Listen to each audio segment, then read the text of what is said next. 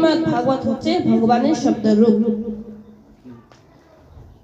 বলে কি তার খালি ভগবানের শব্দ রূপ নয়, সেই শ্রীমদ্ ভাগবত হচ্ছে ভগবানের শাব্দিক অবতারের সাথে সাথে বলেছে যে মৃত্যুকে মঙ্গলময় বানিয়ে দে। এখানে পরীক্ষিত মহারাজ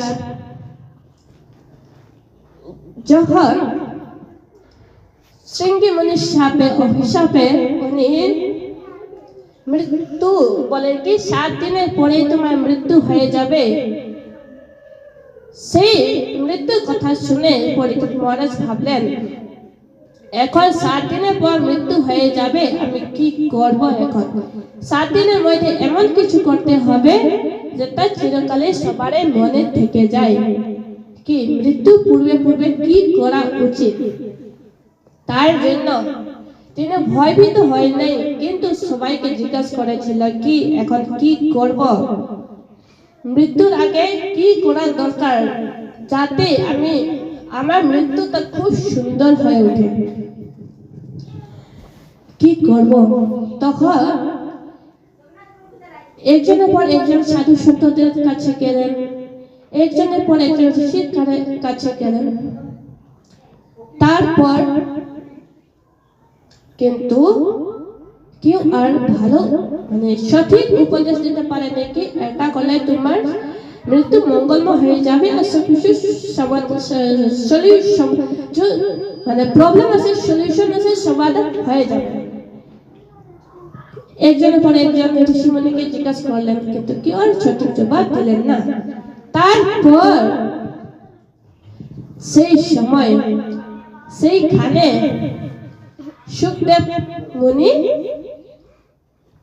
উপস্থিত হলেন। বলে শ্রী সুখদেব মহারাজ কি? সুখদেব মুনি উপস্থিত হলেন। সুখদেব মুনি উপস্থিত হয়ে তাদেরকে শ্রী পরীক্ষিত মহারাজকে শ্রীমদ্ ভাগবত কথা শ্রবণ করালেন। 7 দিন শ্রীমদ্ ভাগবত কথা শ্রবণ করানোর পর একটা আসুন শ্রীমদ্ ভাগবত কথা 7 দিন কথা শ্রবণ করানোর পর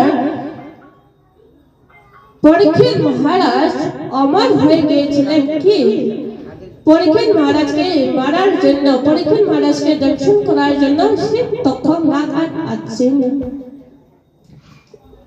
তখন না ভয়ভীত হয়ে গিয়েছিল কি কিভাবে মারব? শ্রীমদ্ ভাগবত কথা ভগবানকে নিজের শরীরের ভিতরে যে প্রবেশ করে নিয়েছে এবং তাকে কিভাবে মারব? যার সাথে ভগবান আছে ভগবানকে কি কোনো মারা যায় না? আত্মাকে যখন ভগবান মারা যায় না, আত্মায় যখন মরে না, জ্বালানো যায় না, শুকানো যায় না।